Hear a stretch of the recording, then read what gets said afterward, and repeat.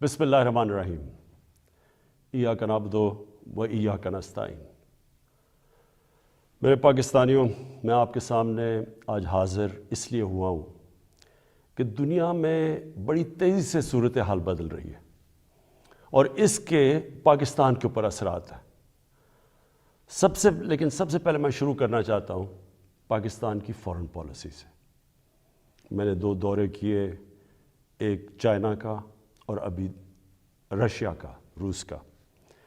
تو میں جو آج آپ کے سامنے سب سے پہلے بات واضح کرنا چاہتا ہوں وہ یہ کہ میرے ماں باپ ایک غلام ہندوستان میں پیدا ہوئے تھے، اور جب بھی میں بڑا ہو رہا تھا انہوں نے یہ احساس دلوایا کہ میں کتنا خوش قسمت ہوں کہ میں ایک آزاد ملک میں پیدا ہوں۔ اور جب سے میں نے سیاست شروع کی، بلکہ اس سے پہلے بھی، میری ہمیشہ یہ خواہش تھی کہ پاکستان کی جو فارن پالیسی ہو وہ آزاد ہو۔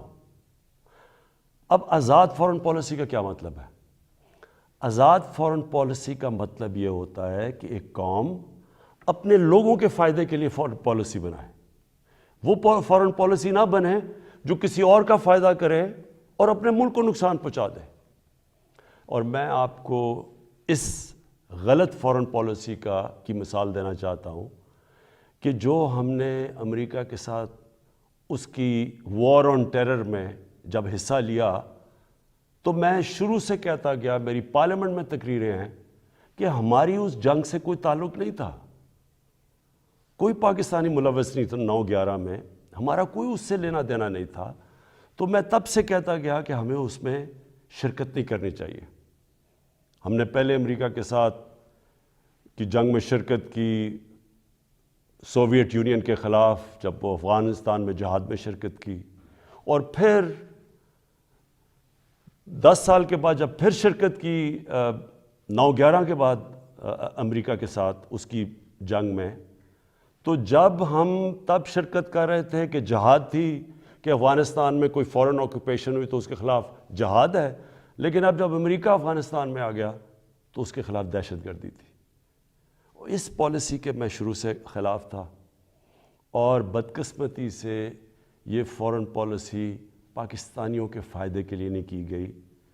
اس کی وجہ سے 80,000 پاکستانیوں کی شہادتیں ہوئیں، ہمارے 35 لاکھ لوگوں کی نقل مکانی ہوئی، قبائلی علاقہ تباہ ہوا، ہمیں $150 ارب سے زیادہ ملک کو نقصان ہوا۔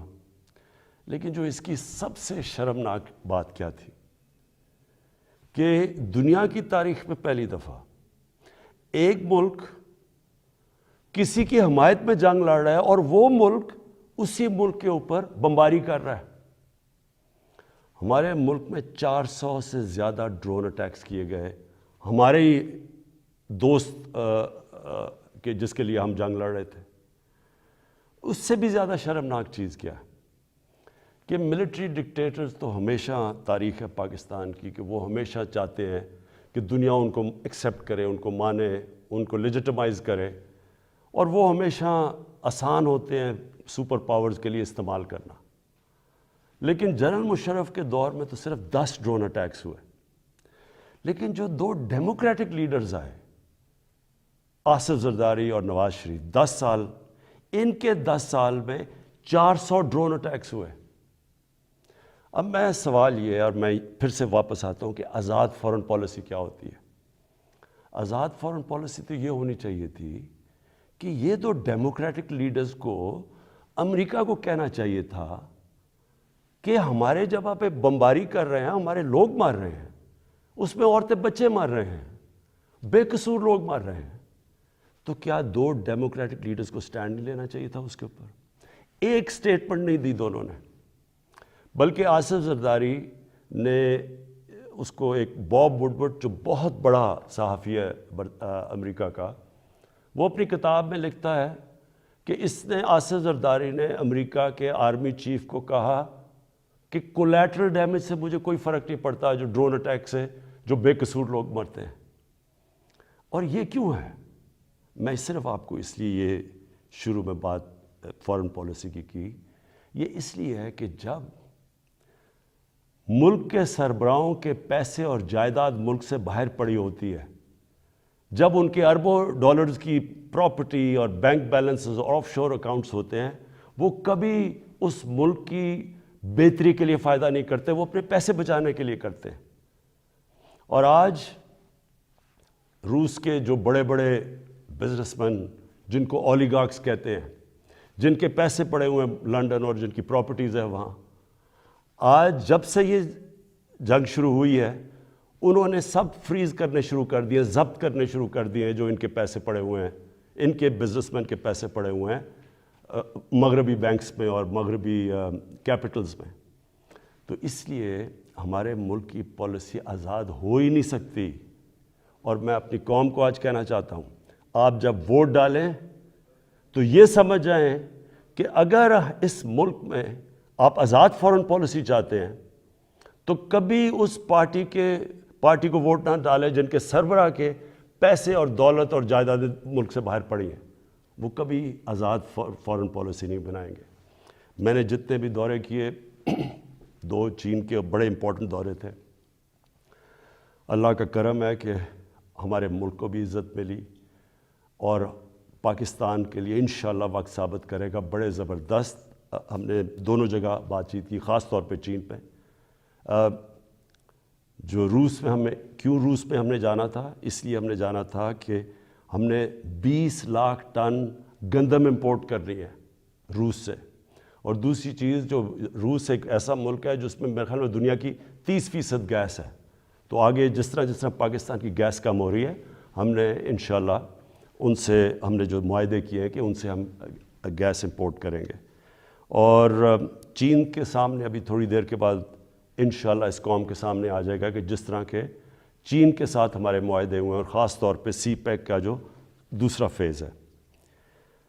اب دوسری بات صرف میں نے مختصر کرنی تھی، اس سے پہلے میں جو ملک کے مسائل کے ہم نے حل سوچے، میں نے اور میری ٹیم نے، وہ آپ کے سامنے رکھوں گا۔ لیکن دوسری چیز ایک متنازع ایشو بنا ہوا ہے، اس کے اوپر تھوڑا شور مچا ہوا ہے کہ جی آزادی صحافت کے اوپر پابندی لگائی جا رہی ہے اور لوگوں کے منہ بند کیے جا رہے ہیں۔ میں پہلے آپ کو ایک چیز واضح کر دوں، پیکا لا، آپ سب کو یہ بتا دوں کہ یہ 2016 میں بنا تھا، اس پہ صرف ہم ترمیم کر رہے ہیں۔ جو سربراہ ملک کا جس نے کرپشن نہیں کی، جو ملک کا سربراہ ملک کے قانون نہیں توڑتا، اس کو کبھی آزاد صحافت سے، میڈیا سے کوئی خطرہ نہیں ہے۔ آج آپ اٹھا کے دیکھ لیں، پاکستان کے اخبار، میڈیا دیکھ لیں، تقریباً 70% خبریں ہمارے خلاف ہیں، ہمیں اس سے کوئی فرق نہیں پڑتا۔ لیکن یہ قانون کسی وجہ سے لے کے آئے ہیں۔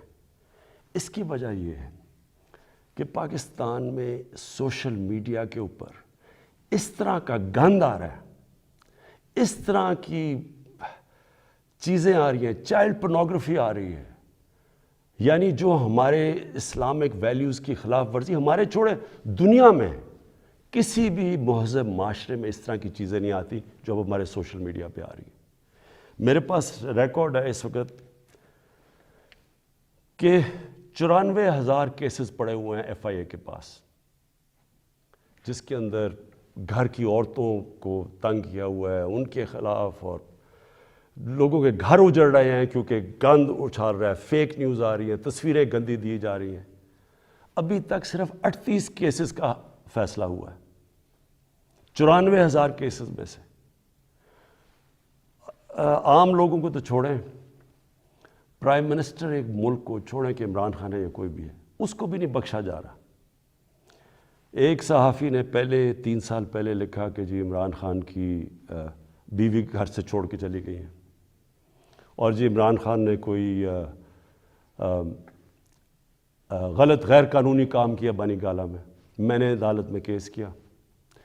3 سال ہو گئے ہیں، پرائم منسٹر کو ابھی تک کوئی انصاف نہیں مل رہا۔ وہی پھر سے صحافی لکھتا ہے اب پھر کہ جی ان کی بیوی گھر چھوڑ کے چلی گئی ہیں۔ ملک کا پرائم منسٹر اگر اس سے یہ ہو سکتا ہے، اس طرح کا اس کے خلاف وہ عورتیں جن کا کوئی سیاست سے تعلق نہیں ہے، تو سوچیں باقی لوگوں کا یہاں کیا ہوگا. یہی صحافی جب اس نے نواز شریف کے دوسرے دور میں اس کے کرپشن پہ لکھا تھا, اس کو 3 دن اس نے بند کر کے ڈنڈے مارے تھے. ہم جا رہے ہیں قانونی طور پہ, اور یہ حال ہے کہ یہاں بھی یہ حال ہے کہ ہمارے ایک وزیر کے خلاف کسی خاتون نے لکھا, اس نے انگلینڈ میں جا کے انصاف لیا, ادھر اس کو فائن کیا گیا. اب مراد سعید کے خلاف بات ہے, مراد سعید سوچ رہے ہیں انگلینڈ میں قانون لے جا کے کیس کرنا. شوکت خانم کے اوپر ایک میڈیا ہاؤس جنگ گروپ, انہوں نے شوکت خانم کے اوپر لکھا کہ شوکت خانم کا جو پیسہ ہے وہ تحریک انصاف کو جا رہا ہے. اتنی بھی زحمت نہیں کی کہ کم از کم شوکت خانم سے پوچھ تو لیتے, ان کا ورژن تو لے لیتے کہ کیسے چیک جو شوکت خانم ہے وہ تحریک انصاف کے اوپر جا رہا ہے. اب شوکت خانم پہلے ہی ایک نون لیگ نے, حنیف عباسی نے شوکت خانم کے اوپر اسی طرح کہا تھا کہ پیسہ چوری ہو رہا ہے. وہ کیس 10 سال ہو گئے ہیں, وہ لوور کورٹ سے جیت چکی ہے شوکت خانم, 10 سال کے بعد بھی انصاف نہیں. تو اب شوکت خانم انگلینڈ میں جدھر رجسٹرڈ چیریٹی ہے اور امریکہ میں ادھر کیس کرنے جا رہی ہے اسی جنگ گروپ کے اوپر. تو کہنے کا میرا مقصد یہ ہے کہ یہ تو دنیا میں کہیں بھی نہیں ہوتا. آزادی صحافت کے نام پہ یہاں مافیاز بیٹھ کے بلیک میل کر رہے ہیں, ان کے ایجنڈے کچھ اور ہیں, یا ایسے صحافی بیٹھے ہیں جو پیسے لے کے یہ ساری گند اچھال رہے ہیں, بلیک میل کر رہے ہیں گورنمنٹ کے اوپر. میں نے آپ کو کہا کہ ساری زندگی میں نے تنقید دیکھی ہے, میں کرکٹ کیپٹن سے مجھے تنقید ہوتی تھی, میں نے سارے مغرب میں دیکھا ہوا ہے کہ کیا ہے. انگلینڈ کے اندر جدھر سے ہم نے جمہوریت کے ویلیوز لے کے آئے ہیں, میں نے انگلینڈ میں ایک کیس لڑا ہے, یہ جو ہرجانے کا کیس, سب سے بڑا ان کا کھلاڑی تھا جس کا میرا کیس ہوا تھا. مجھے پتہ ہے کہ کبھی بھی کسی کی جرت نہیں ہو سکتی, جو یہاں چیزیں جس طرح کی غیر ذمہ دارانہ چیزیں یہاں آتی ہیں, کسی کی جرت نہیں ہو سکتی کہ یہی جا کے آپ کسی اور جمہوریت کے اندر کریں. تو میں یہ صرف اس لیے کہہ رہا ہوں کہ یہ اس ملک کے لیے اتنا ضروری ہے. مجھے اتنے لوگ کال کرتے ہیں, مائیں کال کرتی ہیں, میسیجز دیتی ہیں کہ کس طرح کے حالات ہو گئے ہیں, کیونکہ کوئی پوچھنے والا نہیں ہے. تو اس کے اوپر میں نے صرف یہ کلیئر کرنا تھا کہ اس کا کوئی آزادی صحافت سے تعلق نہیں ہے. جو اچھے صحافی ہیں وہ خوش ہوں گے کہ فیک نیوز ختم ہو, وہ تو ان کی تو کریڈیبلٹی ہوتی ہے کہ صحیح, اور اچھی صحافت تو ایک اثاثہ ایک معاشرے کا. ان کی جو تنقید ہوتی ہے وہ ہمارے پرائم منسٹر وزیروں کو آگاہ رکھتی ہے کہ ہم نے کیا کرنا ہے, ہم کیا غلطیاں کر رہے ہیں. لیکن یہ بلیک میل کرنا, گند اچھالنا, گھر کی عورتوں کو اس طرح کی چیزیں کہنی, پرائم منسٹر, ملک کا پرائم منسٹر, اب یہ 3 مین اخبار ہیں یہاں. میں نومینیٹ کرتا ہوں آزاد کشمیر کا پرائم منسٹر جب ہماری پارٹی الیکشن جیتتی ہے. 3 مین اخباروں کے فرنٹ پیج پہ آتا ہے کہ جی وہ جادو ٹونے سے یا پتہ نہیں ستارے دیکھ کے اس کو آزاد کشمیر کے پرائم منسٹر کو سلیکٹ کیا گیا. یہی چیز کہیں بھی انگلینڈ اور مغرب کے اخباروں میں کرتی ہے. میں آپ کو یقین دلاتا ہوں کہ ان کے اوپر اتنا بڑا ہرجانہ ہونا تھا کہ ان کی شاید اخبار ہی بند ہو جاتے. اب میں دوسری چیز پہ آنا چاہتا ہوں, کیونکہ میں آپ کو یہ بتانا چاہتا ہوں کہ ہم اب ہمارے جو حالات ہیں ان کے اوپر ہم نے اب کیا بڑی محنت کر کے ہم نے کیا تجویزیں سوچی ہوئی ہیں. تو سب سے پہلے کہ میں آپ کو صرف یہ یاد کرانا چاہتا ہوں, اور یہ ضروری ہے یاد کرنا, کیونکہ اگر تو مجھے سوئٹزرلینڈ کی اکانومی ملی ہوتی تو بڑا اچھا ہوتا. آج اسی پر بتاتے کہ وہ حالات تب یہ تھے تو اب آپ نے کیا کیا ہے. تو جب ہمیں اکانومی ملی تھی 2018 میں, جو سب سے بڑا پاکستان کی تاریخ کا خسارہ تھا, اندرونی بھی فسکل ڈیفیسٹ بھی اور بیرونی جس کو کرنٹ اکاؤنٹ ڈیفیسٹ کہتے ہیں, وہ پاکستان کی تاریخ میں سب سے بڑا ڈیفیسٹ تھا. ہمارے جو فورن ایکسچینج ریزروز تھے وہ مشکل سے 3 ہفتے کی بھی ایکسپورٹس کے لیے امپورٹس کے لیے کافی نہیں تھے. ہماری کئی باہر کی لائبلٹیز جو تھی ہم پیسے نہیں دے سکتے تھے. یہ وہ پاکستان ملا تھا. اور اس کے بعد اتنے مشکل وقت سے نکلتے ہوئے اس کے بعد ہم کرونا آ گیا. اب کرونا کا میں صرف آپ کو یہ بتا دوں کہ یہ 100 سال میں ایک دفعہ اتنا بڑا کرائسس آتا ہے جو کرونا آیا. دنیا میں آپ دیکھ لیں کہ حالات کیا ہوئے. اچھی بھلی اکانومیز اجڑ گئیں. برطانیہ، ہندوستان جو بڑی تیزی سے آگے جا رہا تھا اس کی مائنسز میں گروتھ ریٹ چلی گئی. تو اس پہلے ہی مشکل حالات تھے. ہماری جو گروتھ ریٹ تھی وہ 0.2% بھی نہیں تھی. تو پہلے ہی برے حالات تھے، اوپر سے کرونا آ گیا. تو اس کرونا کے وبا سے جس طرح پاکستان نے ڈیل کیا اور کرتا آیا وہ میں ابھی بعد میں بتاؤں گا. لیکن اس کے بعد دو اور چیزیں ہو گئیں. جب کیونکہ پہلے تو کرونا آ کے لاک ڈاؤنز ہو گئے، اس کے اپنے مسئلے آئے. اس کے بعد جب لاک ڈاؤنز اٹھنے شروع ہوئے تو سپلائی لائنز افیکٹ ہوئی تھی. اس سے ایک کموڈٹی سپر سائیکل کہتے ہیں، یعنی جو کموڈٹیز تھیں وہ تاریخی مہنگی ہو گئی. اس سے کیا ہوا کہ دنیا کے اندر مہنگائی آ گئی، انفلیشن آ گئی. تو میں صرف آپ کے سامنے رکھنا چاہتا ہوں کہ اب میں صرف یہ اس لیے بتا رہا ہوں کہ ہم کوئی دنیا سے علیحدہ تو نہیں ہے نا. کئی چیزیں ہیں جن کو ہم امپورٹ کرتے ہیں. تیل ہے، گھی ہے، 70% امپورٹ کرتے ہیں. دالیں امپورٹ کرتے ہیں 70%. یہ ساری جتنی چیزیں تھیں، اور بجلی جو ہماری ہے وہ اگر آپ 60% جو بجلی ہے وہ امپورٹڈ فیول سے بنتی ہے، یعنی یا کوئلے پہ یا گیس پہ اور یا پھر تیل پہ. تو سب مہنگی ہو گئی. لیکن میں پہلے آپ کو بتانا چاہتا ہوں کہ جو ہمارے سے بڑے مضبوط ملک تھے ان کے کیا حالات ہوئے. سب سے پہلے امریکہ کی سب سے تکڑی اکانومی سمجھی جاتی ہے. 40 سال میں سب سے زیادہ مہنگائی امریکہ میں ہوئی. 5 گنا زیادہ وہاں مہنگائی ہوئی. یعنی امریکہ کے اندر 1.5% سے زیادہ چیزیں مہنگی نہیں ہوتی. یہ 10 سال تک اتنی رہتی ہے مہنگائی، 1.5%. وہاں مہنگائی پہنچ گئی 7.5% پہ. اس کے بعد کینیڈا، جو بڑا یہاں سے کتنا پیسہ خرچ کر کے لوگ کینیڈا جاتے ہیں اور کینیڈا کے شہری بنتے ہیں، 30 سال میں سب سے زیادہ مہنگائی کینیڈا میں آئی. اس کے بعد برطانیہ 30 سال میں 1992 کے بعد سب سے زیادہ مہنگائی وہاں آئی. ترکی میں 20 سال میں سب سے زیادہ مہنگائی آئی.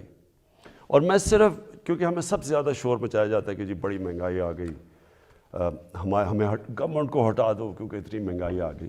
اب یہ میں نے جو آپ کے سامنے یہ فگرز رکھ رہا ہوں، یہ ذرا آپ کیونکہ سارے آپ چیک کر سکتے ہیں. آپ تو بڑا یہ زمانہ بدل گیا ہے، موبائل فون آپ کی جیب میں ہے. گوگل کریں کہ یہ میں ٹھیک کہہ رہا ہوں یا نہیں کہہ رہا، تو آپ کو پتہ چل جائے گا. اب ذرا یہ سنیں، پیپلز پارٹی کی پہلے دور میں 71 سے لے کے 77 تک 13.9% اوسط مہنگائی ہوئی اس دور میں. پیپلز پارٹی کے دوسرے دور میں 88 سے لے کے 2 سال ان کی حکومت چلی، 8.3% مہنگائی ہوئی. پھر ان کے پیپلز پارٹی کے تیسرے دور میں 94 سے لے کے 96 تک 11.6% مہنگائی ہوئی. پھر ان کے 2008 سے 2012 کے دور تک 13.6% مہنگائی ہوئی. اب یہ ساری نوٹ کر لیں فگرز کہ ان کے 4 دور میں کتنی مہنگائی ہوئی. کہ صرف ایک دور میں، دوسرے دور میں 8.3 ہوئی تھی، باقی ساری 10% سے زیادہ مہنگائی ہوئی. نون لیگ پہلا دور 90 سے لے کے 93 تک 10.08% مہنگائی ہوئی. دوسرے دور میں 97 سے لے کے 99 تک 7.2% مہنگائی ہوئی. اور ان کا جو تیسرا دور تھا جس میں آپ کو یہ بتا دوں کہ سب سے کم تیل کی قیمتیں تھیں ان کے دور میں، تو ان کے 5% مہنگائی ہوئی. اور تحریک انصاف جس نے جو اٹھتا ہے کہ جی مہنگائی میں مر گئے، تحریک انصاف کی مہنگائی ہوئی 8 ہمارے جو ابھی تک 3.5 سال میں 8.5%. تو پہلے تو یہ ذرا واضح ہو جائے آپ کو کہ مہنگائی کتنی ہے ان کے مقابلے میں، کیونکہ وہ بڑا شور مچا ہوا جی گورنمنٹ گرا دو، جلدی سے گرا دو، کیونکہ اب لوگ پہ اس کا مہنگائی میں پہلے ہاں ہے مہنگائی، اور میں اس کے اوپر ابھی بعد میں آنے لگا ہوں. لیکن ہم اس وقت مہنگائی آئی ہوئی ہے جو دنیا کے اندر مہنگائی کا سائیکل آیا ہوا ہے. اچھا جی، پھر تحریک انصاف دوسری چیز کہتے ہیں جی بڑی ہماری نااہل حکومت ہے. تو میں صرف اب آپ کو صرف جو انٹرنیشنلی مانا گیا کہ تحریک انصاف نے کس طرح یہ سارے چیزوں کا مقابلہ کیا، اب میں صرف انٹرنیشنل اکنالجمنٹ بتا رہا ہوں کہ دنیا نے تحریک انصاف جو اس وبا میں جو 100 سال میں ایک دفعہ اتنا بڑا بحران آتا ہے تو دنیا کیا کہتی ہے. سب سے پہلے اکانومسٹ میگزین جو دنیا میں ساری دنیا کی اکانومیز کا جائزہ لیتی ہے، وہ کہتی ہے کہ 3 سالوں کے اندر جو یہ کرونا کا دور ہے، جو ملک ٹاپ 3 میں 190 ملکوں میں جو سب سے اوپر، جس نے سب سے بہتر طریقے سے اپنی معیشت بھی بچائی اور اپنے لوگوں کو بچایا، ان 3 میں پاکستان ہے. ورلڈ بینک نے تعریف کی، ورلڈ اکنامک فورم نے تعریف کی، ورلڈ ہیلتھ آرگنائزیشن نے خود مثال دی پاکستان کی کہ جس طرح انہوں نے اس چیلنج کا مقابلہ کیا. تو اگر اتنا نااہل ہوتا ملک، تو دنیا کے اندر جدھر ساری دنیا کی بڑی بڑی اکانومیز ہمارے سے بہتر سسٹمز جن ملکوں کے تھے، اگر وہاں اتنی تباہی آئی ہے اور پاکستان اس سے نکلا ہے. بل گیٹس جب ابھی مجھے ملنے آئے تو انہوں نے خاص پوچھا کہ کیا آپ نے قدم اٹھائے تھے کہ آپ اتنے بڑے چیلنج سے آپ اتنی بہتر نکلے. وہ باقاعدہ NCOC جدھر سے ہمارا سارا یہ کنٹرول ہم کرتے تھے، باقاعدہ وہاں گئے، انہوں نے تعریفیں کی اور پھر یہ بھی تعریف کی کہ ایک طرف ہم کرونا سے لڑ رہے تھے اور دوسری طرف اب پچھلے سارے سال میں کوئی پاکستان میں پولیو کا کیس نہیں ہوا. تو یہ اگر حکومت اتنی نااہل تھی. پھر اس کے بعد جو ہمارا احساس پروگرام ہے، احساس پروگرام کو ورلڈ بینک نے دنیا کے 4 ٹاپ پروگرامز کے اندر کہا گیا کہ جو سب سے بہترین احساس پروگرام تھا اس مشکل وقت میں، جنہوں نے لوگوں کے لیے آسانیاں پیدا کری، وہ تھا. پھر اس کے علاوہ میں صرف ایک اور بھی ایڈ کرنا چاہتا ہوں کہ کبھی ہمارے سے پہلے مجھے بتائیں یہ 2 جماعتیں، کبھی انٹرنیشنلی کسی چیز میں ان کی کوئی تعریف کی گئی ہو؟ کلائمیٹ چینج کے اندر برطانیہ کے پرائم منسٹر نے یونائٹڈ نیشنز جنرل اسمبلی میں پاکستان کی تعریف کی کہ پاکستان جس طرح کلائمیٹ چینج سے جو اگلا بہت بڑا مسئلہ دنیا کو آ رہا ہے، اس نے صرف اور صرف پاکستان کی تعریف کی. اچھا جی، اس کے بعد میں جو آپ کے سامنے جو ابھی چیزیں لے کے آ رہا ہوں کہ ہم نے کرنا کیا ہے تاکہ آپ سب، میری ساری قوم تیار ہو جائے اس کے لیے. اب اس سچویشن کے اندر اب میں ذرا آپ کو بتاؤں کہ ایک طرف اکانومی کا برا حال تھا، پھر اوپر سے کرونا آ گئی، پھر وہ ایک دنیا کے اندر قیمتیں چڑھ گئیں، اور پھر افغانستان کا کرائسس آ گیا. افغانستان میں کیا ہوا تھا؟ افغانستان میں لوگوں نے پینک کر کے ڈالر خریدنے شروع کر دیے. ڈالر آ کے انہوں نے پاکستان سے خریدے کیونکہ وہاں لوگوں کو انسرٹنٹی تھی. اس سے پریشر پڑ گیا ہمارے روپے کے اوپر. اور اس کے بعد وہ بھی میں بعد میں ہوں کہ اب یوکرین آ گیا، لیکن اس سے پہلے اب سوچیں کہ اس ساری چیز میں پاکستان نے اس مشکل وقت میں پاکستان کی جو اکانومی تھی، جو ہماری دولت میں اضافہ ہوا، جو گروتھ ریٹ تھی، اور وہ ورلڈ بینک ویریفائی کر رہا ہے، وہ 5.6% تھی. 5.6% نون لیگ کے آخری سال میں تھی، جب انہوں نے خسارہ کر کے، قرضے لے کے اور بڑے خسارے کر کے، جب انہوں نے جو ان کی بیسٹ 5ویں سال میں تھی، وہ تیسرے سال میں تحریک انصاف کے 5.6% تھی. یہ ہم نہیں کہہ رہے، یہ ورلڈ بینک نے ویریفائی کی ہے. اس کے علاوہ کیا ہوا؟ پاکستان کی دولتوں میں یہ کیسے اتنی زیادہ ہماری گروتھ ریٹ بنی؟ پاکستان کی تاریخ میں سب سے زیادہ ریمیٹنسز بیرون ملک پاکستانیوں نے بھیجی، 31 ارب ڈالر. یہ تقریباً 10 ارب ڈالر زیادہ تھی جو کہ ہمارے سے پہلے ریمیٹنس بھیجتے تھے. پاکستان کی تاریخ کی سب سے زیادہ ایکسپورٹس کی گئی. پچھلے 5 سال میں جو پچھلا نون لیگ کا دور تھا، ایکسپورٹس وہیں کی وہیں تھی. میں آپ کے سامنے ایک یہ رکھتا ہوں، یہ میں چاہتا ہوں کہ یہ ذرا آپ گراف دیکھ لیں. اس گراف میں آپ کو یہ نظر آئے گا کہ 2000 سے گراف ہے اور 2020 تک. اس گراف کے اندر آپ دیکھیں گے کہ یہ روانڈا اسی دور میں کدھر سے کدھر چلا گیا، ویتنام اس دور میں کدھر سے کدھر چلا گیا، چائنا اس کدھر گیا، ہندوستان کدھر گیا، بنگلہ دیش کدھر گیا، اور پاکستان سب سے نیچے. یعنی ہماری ایکسپورٹس بڑھی نہیں، اور جب تک ایکسپورٹس نہ بڑھیں وہ ملک آگے بڑھ ہی نہیں سکتا. تو ہم نے، مجھے اور فخر ہے اس چیز پہ کہ 38 ارب ڈالر کی پاکستان کی تاریخ میں سب سے زیادہ ہم نے ایکسپورٹس کی، ان سارے چیلنجز کے باوجود. پھر ہماری جو ٹیکس کلیکشن ہے، کوئی سوچ بھی نہیں سکتا تھا کہ جب لاک ڈاؤنز ہوئے ہوں اور اکانومی سلو ہوئی ہو، اس دور میں پاکستان کی جو ٹیکس کلیکشن ہے وہ 6000 ارب روپے سے زیادہ ہوئی. ریکارڈ ہے پاکستان کی تاریخ میں، اور یہ گروتھ تھی 31% ہماری ٹیکس کلیکشن کی گروتھ ہوئی. اور پھر سے میں ریپیٹ کرتا ہوں، یہ ساری جتنے بھی میں اعداد و شمار آپ کو دے رہا ہوں اپنے موبائل فون کے اوپر، یہ سب چیک کر سکتے ہیں. پھر جو 4 بڑی پاکستان کی فصلیں تھیں، گندم، چاول، شوگر، گنا اور مکئی، پاکستان کی تاریخ میں سب سے زیادہ ان کی پروڈکشن ہی نہیں ہوئی ان 4 کی، کیونکہ ہم نے پیکج دیے ہوا تھا اپنے کسانوں کو. قیمت بھی سب سے زیادہ ملی. تو صرف کسانوں کے پاس پہلی دفعہ 1100 ارب روپیہ اضافی پیسہ گیا کسانوں کے پاس. اور یہ اس سے کیا ہوا، کسانوں کے پاس جب پیسہ زیادہ گیا، ہم نے پہلے یہ شوگر ملز والے ان کو پیسے ٹائم پہ نہیں دیتے تھے، ان کی کٹوتی کر دیتے تھے، ان کو پیسے کم ملتے تھے، لائنیں لگی ہوتی تھیں ان کی، یعنی شوگر ملز کے باہر کسانوں کی. کیونکہ ہم نے قانون پاس کیے اور ہم نے ان کو صحیح پیسہ دلوایا، ان کو قیمت ملی، ٹائم پہ ملی، انہوں نے اپنی پیسہ لگایا زمین پہ، اس کی وجہ سے یہ پاکستان کی تاریخ میں اور بھی ہم نے قدم اٹھائے. کسان کارڈ ہے، لیکن اس کی وجہ سے ہماری اتنی زیادہ ریکارڈ پروڈکشن ہوئی. پھر ہماری جو لارج اسکیل مینوفیکچرنگ انڈسٹری تھی ان کو ہم نے انسینٹیوز دیے، 7.4% ادھر ہوئی.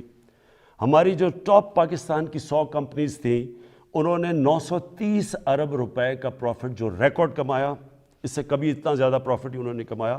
اور میں چاہتا ہوں کہ یہاں لوگ بڑے بڑے منافع کریں تاکہ اور انویسٹرز آئیں، تاکہ اور خوشحالی آئے، تاکہ اور ملک کی دولت میں اضافہ ہو. پاکستان کا جو پرائیویٹ سیکٹر ہے اس کی کریڈٹ، یعنی انہوں نے جو قرضے لیے ہیں وہ پاکستان کی تاریخ میں سب سے زیادہ لیے، 1400 ارب روپیہ. اس کے بعد پاکستان کی جو ٹریکٹر سیل تھی یہ ریکارڈ ہوئی، 20% پچھلے سال سے زیادہ ٹریکٹرز بکے. ٹرکس 81% ٹرکس اور بسز زیادہ بکی پاکستان میں. ٹیکسٹائل کی ایکسپورٹ پاکستان کی تاریخ میں سب سے زیادہ ہوئی، 16 ارب ڈالر، اور ہماری مین ایکسپورٹ ہی ٹیکسٹائل ہے. تیل کی کنزمپشن، یعنی ہمارا جو تیل 15% بڑھ گئی پاکستان میں تیل کی کنزمپشن. کیوں؟ کیونکہ ایکٹیویٹی بڑھ گئی، بزنس ایکٹیویٹی بڑھ گئی. کنسٹرکشن سیکٹر کے اندر، کیونکہ ہم نے کنسٹرکشن سیکٹر کو اٹھایا تھا سب سے پہلے، اس میں 1500 ارب روپیہ کنسٹرکشن سیکٹر کے اندر گیا. اور جس کی وجہ سے آپ نے دیکھا کہ جو ہمارے روزگار، لوگوں کا روزگار بھی بڑھا. اور پھر جو ہمارا فورن ایکسچینج تھا، جو ہمیں سب سے کم فورن ایکسچینج ریزروز رہ گئے تھے، ہمارے 23.2 ارب ڈالر کے فورن ایکسچینج ریزرو، تقریباً پاکستان کی تاریخ میں سب سے زیادہ ہمارے فورن ایکسچینج ریزروز ہیں. لیکن ہم نے یہ فیصلہ کیا، میرے پاکستانیوں، ہم نے یہ فیصلہ کیا کہ ہم یہ سمجھ رہے تھے کہ یہ جو ایک دم قیمتیں اوپر گئی ہیں تیل کی اور کموڈٹیز کی دنیا کے اندر، تو ہم یہ سمجھ رہے تھے کہ یہ اب نیچے آنی شروع ہو جائیں گی. لیکن جو یوکرین کے اندر ہو رہا ہے اور یہ جو جنگ ہوئی ہے، تو اب مجھے خوف ہے کہ یہ، اور ہم نے آپس میں ڈسکس کیا کہ ابھی قیمتیں باہر نیچے نہیں آئیں گی، کیونکہ یہ سب کو پتہ ہے کہ جیسی یہ ہوتی ہے جنگ تو تیل کی قیمت بھی اوپر، اور پھر 30% دنیا کی گیس وہاں سے آتی ہے، گیس کی بھی قیمت اور اوپر چلی جائے گی. اور گندم، ہم نے جو روس کو کہا ہوا کہ ہمیں 20 لاکھ گندم چاہیے، تو گندم کی ابھی قیمت اوپر چلی گئی ہے. تو ہم نے ایک فیصلہ کیا، ہم نے یہ فیصلہ کیا کہ ہم اس ملک میں جو سب سے بڑا مسئلہ ہے اس وقت وہ ہے تیل کا، پیٹرول اور ڈیزل کا، اور ان کی اگر قیمتیں اور اوپر چلی گئیں تو لوگوں کے اوپر اور بوجھ پڑ جائے گا. لیکن میں آج آپ کو یہ بتا دوں کہ پاکستان میں جو آج بھی پٹرول اور ڈیزل کی قیمتیں ہیں، یہ نوٹ کر لیں. جب اپوزیشن والے یہ کہتے ہیں کہ جی اوہو بڑا مہنگا ہو گیا پٹرول اور ڈیزل، کب مجھے ذرا یہ بتائیں کہ وہ ان کے پاس اس کا کیا حال ہے. ہمیں باہر سے امپورٹ کرنا پڑتا ہے، تیل اوپر چلا جائے ہم اس کے بعد کیا کریں؟ یعنی اگر ان کے پاس کوئی حل ہے تو ہمیں بتا دیں، کیونکہ اس وقت بھی پاکستان دنیا کے 190 ملکوں میں سے 25ویں نمبر پہ ہے جدھر ابھی بھی ہمارا تیل اور پٹرول اور ڈیزل سب سے کم بک رہا ہے. میں آپ کو ذرا بتا دوں کہ ترکی میں اس وقت ہمارا پاکستان میں 160 روپے لیٹر ہے، ہندوستان میں 260 روپے لیٹر ہے، بنگلہ دیش میں 185 روپے لیٹر ہے، ترکی میں 200 روپے لیٹر ہے. اور اگر ہم 70 ارب روپے کی ہر مہینے سبسڈی دیتے ہیں، یعنی گورنمنٹ سبسڈائز کرتی ہے، اگر ہم یہ نہ کریں 70 ارب روپے کا، تو آج پاکستان کے اندر پٹرول ہو 220 روپے لیٹر کا. میرے پاس اوگرا کی سمری آئی، انہوں نے کہا کہ 10 روپے زیادہ آپ کو 1 لیٹر پٹرول اور ڈیزل بڑھانا پڑے گا کیونکہ دنیا میں تیل مہنگا ہو چکا ہے. تو میں آج آپ کے سامنے بڑی خوشخبری یہ سنانا چاہتا ہوں کہ بجائے 10 روپے بڑھانے کے ہم نے فیصلہ کیا ہے کہ 10 روپے پٹرول اور ڈیزل کو آج ہم کم کر رہے ہیں. اب پھر سے میں آپ کو بتاؤں کہ بجلی 60% امپورٹڈ فیول سے بنتی ہے، جو میں آپ کو پہلے بتا چکا ہوں. جیسے باہر گیس مہنگی ہوتی ہے، کوئلہ مہنگا ہوتا ہے، تیل مہنگا ہوتا ہے، تو یہاں ہمارا جس کو کہتے ہیں فیول ایڈجسٹمنٹ چارج وہ بن جاتا ہے، ہماری بھی چیزیں اوپر چلی جاتی ہیں. ہم نے یہ بھی فیصلہ کیا کہ ہم اپنے لوگوں کو اب اس سے بچائیں گے. اگر ڈیمز بنا لیتے پہلے تو پاکستان کو تو بڑی سستی بجلی ملتی تھی، کیونکہ پانی سے جو بجلی بنانی ہے وہ ہمارے لیے ہمیں تو کوئی فرق ہی نہیں پڑتا کہ باہر مہنگائی ہو یا نہ ہو. لیکن کوئی ڈیمز نہیں بنائی، 50 سالوں میں پاکستان میں کوئی ڈیمز نہیں بنی. ہم 10 ڈیمز بنا رہے ہیں اب پاکستان میں، اور انشاءاللہ اگلے 5 سے 10 سالوں کے اندر یہ ساری ڈیمز آ جائیں گی، اور اس سے انشاءاللہ ہمیں اگر باہر قیمتیں بھی بڑھیں گی تو انشاءاللہ ہم بچ جائیں گے اس سے. تو میں بجلی کا اب ہم نے فیصلہ کیا ہے کہ 5 روپے یونٹ ہم بجلی کم کر رہے ہیں. 5 روپے یونٹ بجلی کم کرنے کا مطلب کہ 20% سے 50% آپ کے بجلی کے بل کم ہوں گے. اور یہ بھی ہم اس کے لیے سبسڈی اور بڑی محنت سے اور جگہ سے ہم نے سبسڈی نکالی ہے. اور میں یہ کیونکہ سب سے بڑا مسئلہ لوگوں کو ہوتا ہے بجلی اور پٹرول اور ڈیزل، اس کی وجہ سے ساری چیزیں مہنگی ہو جاتی ہیں. تو ہم نے یہ فیصلہ کیا کہ ہم اگلے بجٹ تک ان 2 چیزوں کے اوپر ہم اب کوئی اضافہ بھی نہیں کریں گے، اور اس سے پہلے ہم نے یہ ان کو کم بھی کر دیا. 5 روپے یونٹ بجلی اور 10 روپے بلکہ 20 روپے پورا بنتا ہے پٹرول اور ڈیزل کا. پھر ہم نے احساس پروگرام کی، جو نچلے طبقے کے اوپر جو ہم 12,000 روپے دیتے تھے، جو 80 لاکھ خاندان کو ہم دیتے ہیں، اس کو ہم نے 12,000 سے 14,000 پہ کر دیا. پھر ہم نے ایک اور کام کیا نوجوانوں کے لیے، جو گریجویٹس ہیں، جس نے BA کی ہوئی ہے، جس کے پاس نوکری نہیں ہے. ہم نے فیصلہ کیا کہ ہم ان کو انٹرنشپ دلوائیں گے. 30,000 روپے جو بھی گریجویٹ ہوگا اس کو کہیں انٹرنشپ دلوائیں گے تاکہ ان کو کم از کم کوئی پیسہ ملے. پھر ہم نے اسکالرشپس کا میں آپ کو بتا دوں 26 لاکھ ہم نے اسکالرشپس ہم صوبے جو ہمارے نیچے صوبے ہیں اور جو سینٹر ہے، اور اس کے اوپر 38 ارب روپیہ ہم خرچ کر رہے ہیں. یہ اب پرائم منسٹر کے جو پورٹل ہے اس کے اوپر اب سارا کنٹرول ہوگا. سارے میرٹ کے اوپر ہم خود چیک کریں گے، پوری کمیٹی بنائی ہوئی ہے اکیڈمکس کی، میرٹ پہ ملیں گے، اور کوئی بھی کسی کو مسئلہ ہوگا وہ اس پورٹل کے اوپر آئے گا. لیکن پھر اب جو IT سیکٹر جو فیوچر ہے ہمارے نوجوانوں کا، جس طرح دنیا جا رہی ہے ٹیکنالوجی کی ریولوشن، یہ ذرا آپ سنیں. IT سیکٹر کے لیے اس میں IT کمپنیز بھی ہیں اور فری لانسرز بھی ہیں. پہلی چیز، ان کو 100% ہم نے ٹیکس معاف کر دیا. پھر سے سن لیں، IT سیکٹر کے اوپر چاہے وہ کمپنیز ہیں یا فری لانسرز ہیں، 100% ان کو ہم نے ٹیکس پہ چھوٹ دے دی. دوسری چیز، فورن ایکسچینج. اب تک ان کا ہم نے کوئی کنڈیشنز لگائی ہوئی تھی کہ اتنا فورن ایکسچینج آپ کو پاکستان میں رکھنا ہے. ہم نے مکمل طور پہ 100% فورن ایکسچینج پہ ان کو چھوٹ دے دی ہے کہ یہ چاہے کوئی اس کے اوپر ریسٹرکشن نہیں ہے، باہر لے جائیں اندر لے آئیں، 100% اب فورن ایکسچینج کی موومنٹ ان کے ہاتھ میں ہے، یعنی ہم نے ریسٹرکشن ساری ختم کر دی ہے۔ اور تیسری چیز، جو سٹارٹ اپس ہیں، جو بھی آئی ٹی کی سٹارٹ اپس ہیں، ان کو 100% ہم نے کیپٹل گینز ٹیکس سے ختم کر دیا، یعنی ان کا ٹیکس ختم کر دیا سارے سٹارٹ اپس کا، جو کیپٹل گینز ٹیکس ہے۔ اس کے بعد انڈسٹریل پالیسی، اب یہ بھی پہلے ہم نے کنسٹرکشن پالیسی لے کے آئے تھے جس کی وجہ سے کنسٹرکشن میں پاکستان میں اٹھ گیا، اب ہم لے کے آ رہے ہیں آپ کے لیے انڈسٹریل پالیسی۔ انڈسٹریل پالیسی میں ہم کیا کر رہے ہیں کہ جو بھی انڈسٹری لگائے گا، جو بھی پیسے لگائے گا انڈسٹری کے اندر، اس سے کوئی سوال نہیں پوچھے جائیں گے۔ یہ ہم نے کنسٹرکشن میں بھی شروع میں یہ کیا تھا۔ اور جو سکھ انڈسٹری ہے اس کی ریوائول کے لیے، اس کے لیے ہم آپ کے سامنے پورا پروگرام ہے، ان کے لیے ٹیکس کی چھوٹ دیں گے ان کو۔ اس کے ساتھ انشاءاللہ کل میں لاہور کے اندر آپ کو پورا انڈسٹریل پالیسی کا پورا پیکج دے دوں گا۔ اور پھر تیسری چیز، جو اوورسیز پاکستانیز ہیں، جب بھی وہ پاکستان کی انڈسٹری میں انویسٹ کریں گے یا وہ پاکستان کے انڈسٹریلس کے ساتھ جوائنٹ وینچر کریں گے، ان کو 5 سال کا ٹیکس ہالیڈے ہم نے کر دیا، تاکہ 5 سال تک کوئی ٹیکس نہیں دیں گے۔ پھر ہمارا کامیاب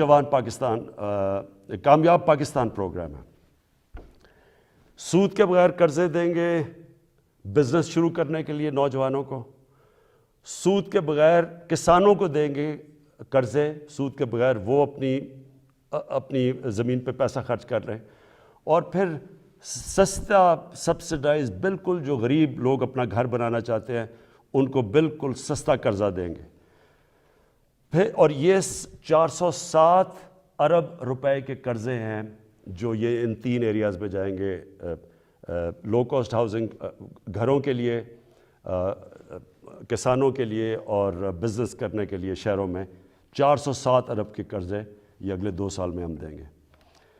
پھر آخری 2 چیزیں، ہم نے، مجھے بڑا فخر ہے کہ ہم نے بڑی مشکلوں سے پاکستان میں بینکوں کو راضی کیا، ان کے لیے ان کے سارے جو آسانیاں پیدا کی، سبسڈائز کیا کہ بینکس چھوٹے لوگوں کو قرضے دیں۔ ابھی تک تنخواہ دار لوگ، وہ ابھی تک ان کو بینک قرضے نہیں دیتے تھے۔ کمزور یعنی جو مزدور ہوتے ہیں، ویلڈر ہوتے ہیں، وہ کام کرنے والے، ان کی سوچ بھی نہیں سکتے اپنے لیے گھر بنانا۔ بڑی ہمیں 1 سال لگایا، ہم نے پوری ان کے لیے آسانیاں پیدا کی، گورنمنٹ نے سبسڈائز کیے قرضے، آسانیاں پیدا کی، تاکہ اگر ایک آدمی اپنے گھر میں جو ایک کرائے کا گھر لیتا ہے، جو کرائے کے اوپر پیسے دیتا ہے، اسی پیسوں کی وہ قسطیں بن جائے اور اس کا اپنا گھر ہو جائے۔ تو مجھے بڑی خوشی یہ ہے کہ بینکوں نے اب تک اس میں 150 ارب روپے کے لو انکم غریب لوگوں کی، جن کی آمدنی نہیں ہے، ان کو دے چکے ہیں اپروولز، جس میں 50 ارب روپیہ ان گھروں کے لیے دے چکے ہیں، یعنی وہ کام شروع ہو گیا، گھر بننے شروع ہو گئے۔ اور آخر میں صحت کارڈ، مجھے سب سے زیادہ فخر یہ ہے کہ ہمارے جو صوبائی چیف منسٹرز تھے، ان سب کو میں نے آگاہ کیا کہ یہ سب سے بڑی نعمت ہے ایک غریب گھرانے کے لیے کہ اس کے پاس ہیلتھ انشورنس ہو، جب بھی وہ ایک کوئی گھر میں بیماری ہو تو ان کو یہ خوف نہ ہو کہ ہم ہاسپٹل میں جا کے اپنا علاج نہیں کروا سکیں گے۔ اور پھر وہ کئی دفعہ گورنمنٹ ہاسپٹلز میں جاتے ہیں تو وہاں ڈاکٹرز نہیں ہوتے، اور خاص طور پہ دیہاتوں کے اندر، ڈسٹرکٹس میں ڈاکٹرز نہیں ہوتی، نرسز نہیں ہوتی، اور وہ سارے شہروں میں آتے ہیں، دھکے کھاتے ہیں۔ یہ جو صحت کارڈ ہے، یہ پاکستان کی تاریخ میں نہیں، یہ شاید ڈیولپنگ ورلڈ میں بھی، بلکہ ڈیولپڈ ورلڈ میں بھی اس طرح کا کہ آپ نے ہر گھرانے کو، ہر جو ہمارے صوبے ہیں سندھ کے علاوہ، کیونکہ پروونشل گورنمنٹس اس کا پیسہ دے رہی ہیں، ہر گھرانے کے لیے ہم انشاءاللہ مارچ کے آخر تک پنجاب میں ہر گھرانے کے پاس صحت کارڈ ہوگا۔ ہر خاندان 10 لاکھ روپے تک کسی بھی ہسپتال میں جا کے علاج کروا سکتا ہے۔ یہ ضروری ہے سمجھنا، پہلے تو ہوتا تھا نہیں گورنمنٹ ہاسپٹل، اب وہ پرائیویٹ ہاسپٹل میں جا کے علاج کروا سکتا ہے، اور ہر گھرانے کے پاس یہ صحت کارڈ ہوگا۔ اور انشاءاللہ یہ پورا ایک ہیلتھ سسٹم بن رہا ہے پاکستان میں۔